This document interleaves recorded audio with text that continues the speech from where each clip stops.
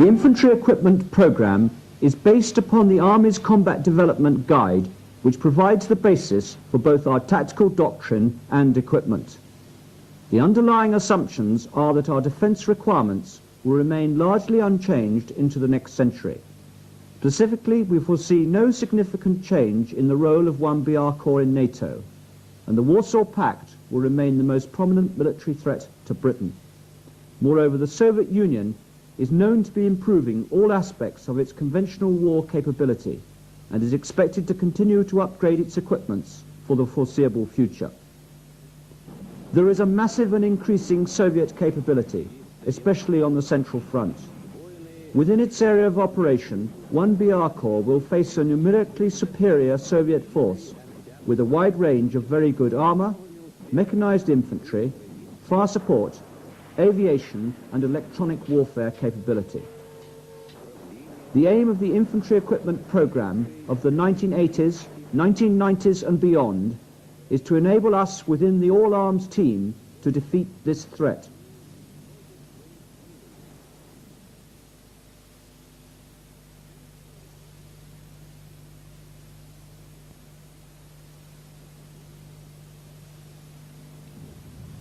The SA-80's weapon replacement programme is nearing fruition. The weapon system is expected to enter service in late 1985. The new weapon system will replace not only the SMG and SLR, but also the LMG and the GPMG in the light role, although the GPMG-SF will be retained as a platoon machine gun. The system consists of the L85A1 rifle and the L86A1 light support weapon, both fed with a common 30-round magazine and firing the new NATO standard 5.56mm ammunition based on the Belgian SS-109 round. Although smaller and lighter than the 7.62 round, the new 5.56mm round has improved performance out to 800 meters. The rifle, as issued to combat arm units, will have a ×4 magnification SUSAT optical sight as its primary sight, while the rifle issued to other arms and services will have a conventional iron sight, optimized for 200 meters and low light levels. The rifle has both single-shot and automatic fire capability and a battle range of 300 meters, although it will still group to 12 inches at 500 meters if required. It is lighter than the SLR, easy to handle, reliable and accurate. In trials, it has proved a significant improvement in marksmanship scores. Even with the iron sights, it has outshot SLR with the suit sight. It is a very good weapon indeed. The rifle will be issued with a new bayonet of advanced design. The infantry bayonet can also be used as a fighting knife, and with the scabbard forms a wire cutter. The scabbard also incorporates a fold-out saw blade and a sharpening stone. The scabbard issued to other arms and services will be the basic shell only and will not include these additional features. The light support weapon has some 80% commonality of parts with the rifle. Like the rifle, it fires from the closed bolt position on either automatic or single shot, out to its battle range of 600 meters and beyond. Its accuracy in the single shot mode is particularly impressive.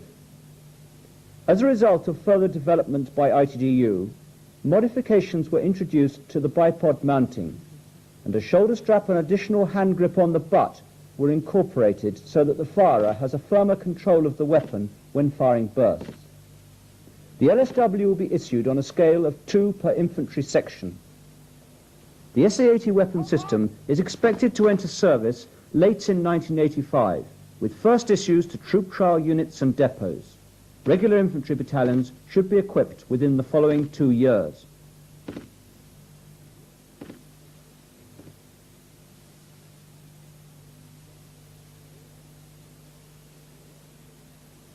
Law 80 is a relatively low-cost, man-portable anti-tank weapon with a range of up to 500 meters.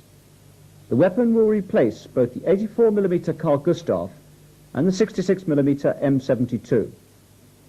The telescopic disposable launcher, made of Kevlar, acts as the packing container for the preloaded projectile.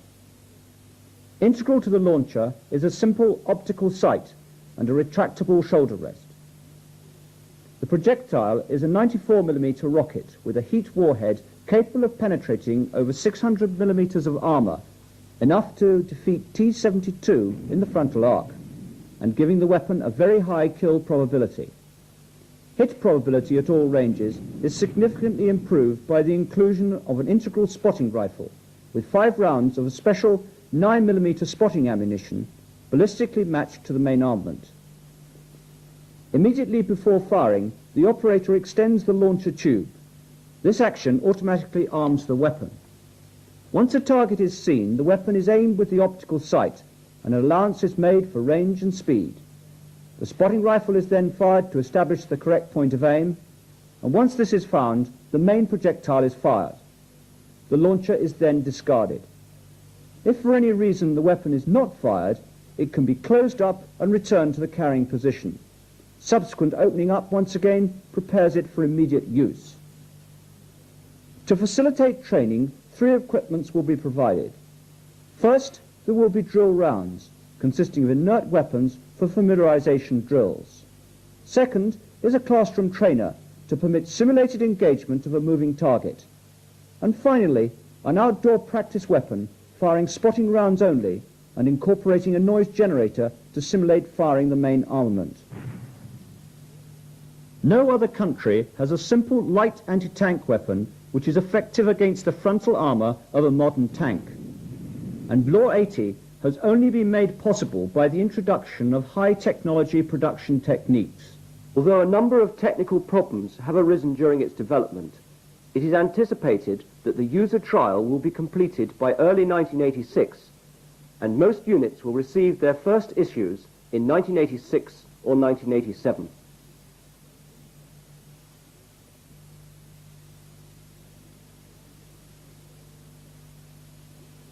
Milan is now fully in service, and the extended distribution of firing posts will be completed in 1985. This reliable, simple and versatile system will give the battalion an effective anti-tank capability well into the 1990s. To enhance the system, a number of improvements are being made.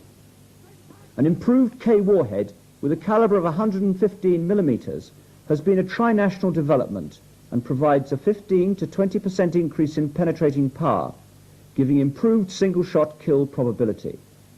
It will be available for service in 1985, with production channeled into the War Maintenance Reserve. The Milan Infrared Adapted, or MIRA, thermal imaging sight has begun to enter service. The sight will be issued on a scale of 1 per firing post and will allow identification and engagement of targets at night and in obscuration, such as fog or battlefield smoke. It is powered by a lithium battery and is cooled by air bottles containing pure air under high pressure. These will be refilled by a Charger Equipment Pure Air, CEPA, held in the battle group echelon. The introduction of MIRA now establishes the requirement for the new field of AFV thermal recognition.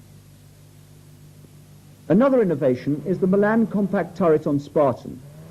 This equipment consists of an inverted firing post in a simple turret, which permits 2 missiles to be fired and guided from under armour. The launcher must be reloaded from outside the vehicle, which will carry a first-line load of 12 missiles. The system will be issued on a scale of 4 per mechanised battalion and will provide the basis of the battalion's anti-tank mobile force. MCT will enter service in early 1987.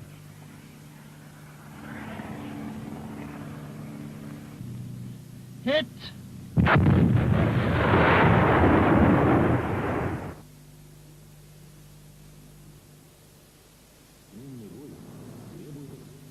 The latest concept in anti-armour warfare is the use of the mortar in the anti-tank role, MORAT. British Aerospace have an anti-armour bomb called Merlin, which is under joint development with the Ministry of Defence.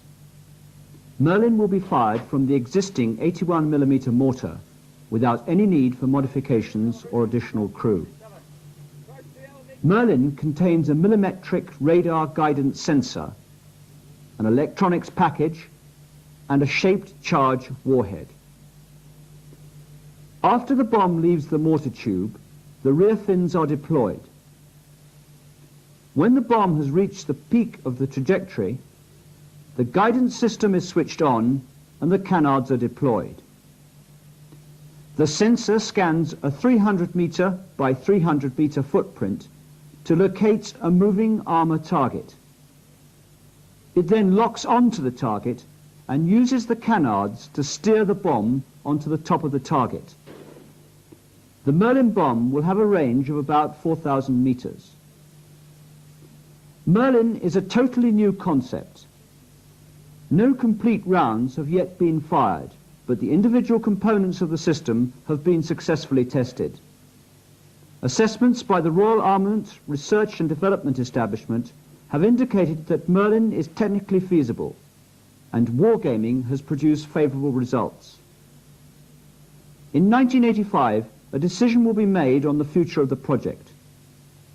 If funds can be made available, Merlin could conceivably enter service before 1990.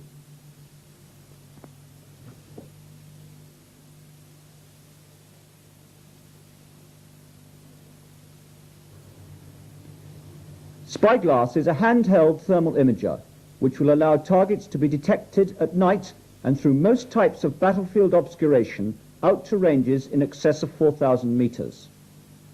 Spyglass is to be issued to the MFCs of regular battalions and the recce platoons of non-mechanized regular battalions. Mechanized recce platoons are to receive Otis, which is a similar equipment but slightly larger and heavier. MFCs will be able to position their spyglass alongside their LP7 laser rangefinder on a common mount with an angulation head and small tripod. Like Myra, Spyglass and Otis will need compressed air bottles charged by SEPA.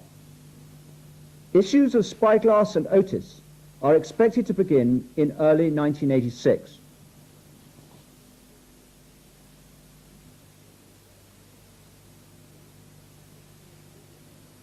The existing trench design suffers a number of drawbacks.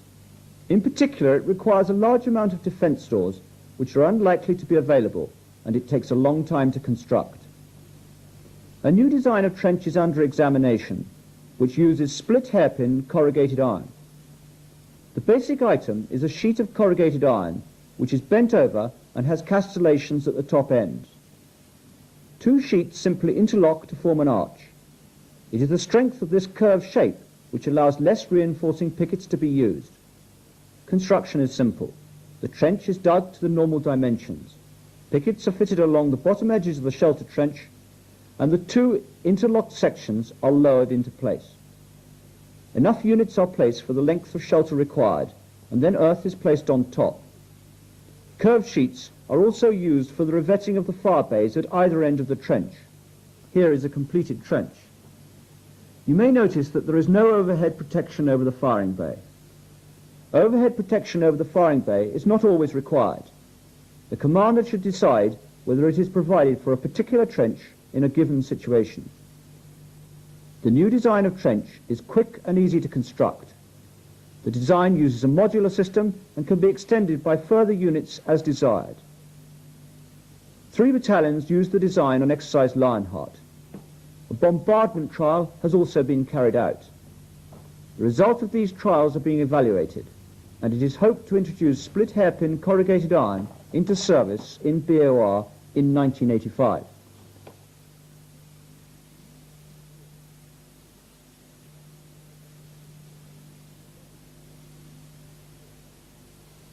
Saxon is the new armoured vehicle which has entered service to provide the regular NATO reinforcement Type A battalions with protected mobility. Saxon carries 9 men, a section of 8 and a driver. There is adequate stowage inside the vehicle and in external stowage bins for all the section's personal weapons and equipment, including 8 Law 80 and combat supplies for 48 hours. Saxon weighs just over 11 tons and has a 150 horsepower diesel engine. It has an excellent performance on roads, achieving speeds of up to 60 miles an hour, and the road range is in excess of 300 miles. Its cross-country mobility is rather better than a laden 4-ton vehicle. Saxon's armour gives the crew better protection than FV432 against artillery and small arms fire and against mine blast. GPMG is provided for air defence on a Deezer Mark 400 mount, which will allow engagements of targets in a 360-degree arc. Saxon's deployment has begun. 1 King's Own Border carried out the troop trial in 1984. Saxon will be issued to the regular infantry battalions of 1, 19 and 24 brigades and the Line of Communications JTP 362 battalion. Saxon will allow them to deploy to their positions under armour, and the protected mobility will enable them to redeploy in comparative safety.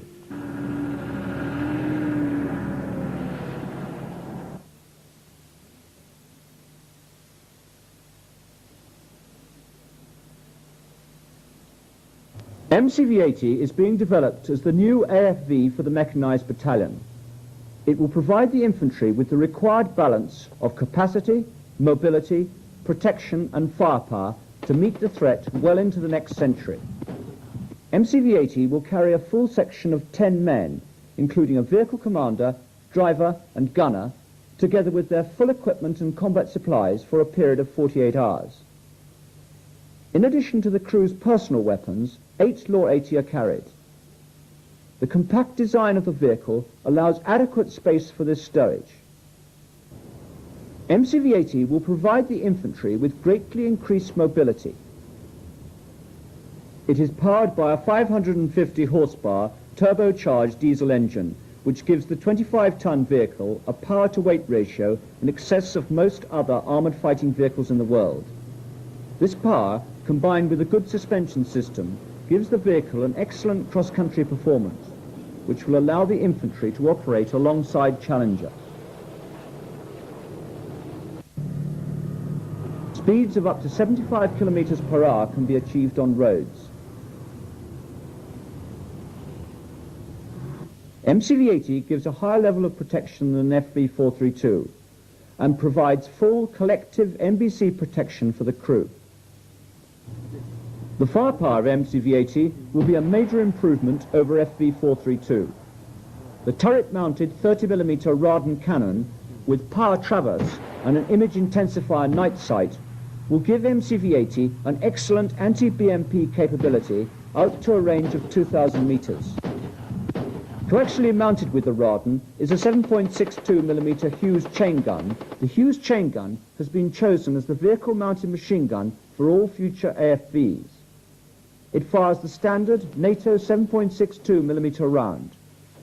It will reach out to 2,000 meters and has a steady rate of fire of 600 rounds per minute. It is a reliable machine gun. The external ejection of empty case from the front of the gun and the long bolt dwell time means that fumes inside a turret are reduced by 90% compared with the current GPMG. An air defence graticule is incorporated in the sight. Over 200 rounds of APDS and HE rounds for the Radon and 2,000 7.62mm rounds for the Hughes chain gun are carried inside the vehicle. MCV-80 underwent a variety of trials with ITDU. Automotive performance was impressive, and the vehicle proved to be very reliable. Early in the user trial, it became apparent that the existing design of rear doors would not meet the requirement for allowing the section to debus on a slope. All section and platoon headquarter MCV-80 are to be fitted with a large one-piece, power-operated rear door. The door can start to open before the vehicle comes to a halt.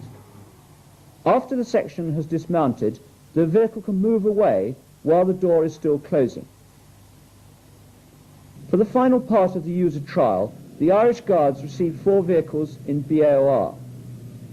The MCV-80 equipped platoon took part in exercise Lionheart.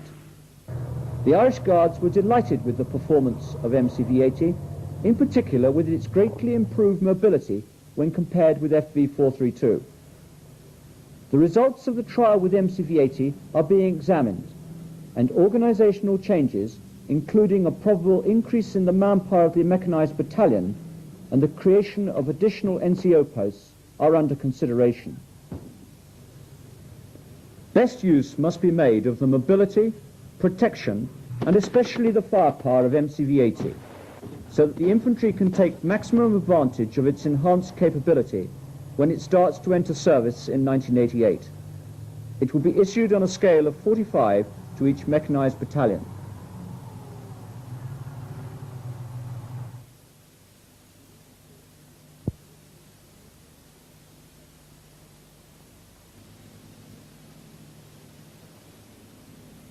Within this short video, we have illustrated the major operational requirements projects for the infantry, most of which will begin to enter service within the next 3 years, and all of which will enable the infantry to successfully meet the threat.